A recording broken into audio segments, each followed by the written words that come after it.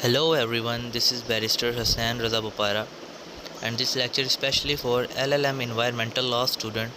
It is our lecture number 1 on biodiversity and wildlife protection policy. What is biodiversity? Biodiversity is a multitude of living things that make up life on earth. It encompasses the 8 million or so species on the planet, from plants and animals to fungi and bacteria, and the ecosystems that house them, such as oceans life, forests, mountains, environments, and coral reefs.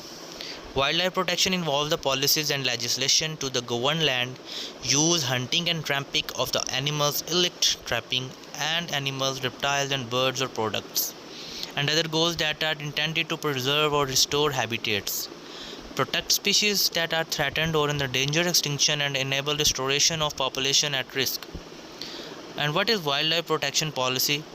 Wildlife protection policy and legislation spans a wide range from the local level to the international level. I can give you example which I have made myself, that locally, for example, municipal committees can consider development projects in terms of the potential for the degradation of the watercourse and land as part of an environmental assessment.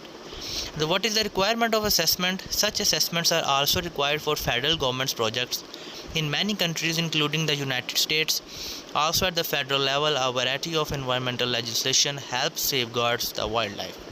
The extension of the policies at the international levels can be only done when the policies and legislation also extend to the international level, reflecting the multinational movements of the same migratory species and the increasing recognition that environmental preservation, including protection of the wildlife, is a global responsibility.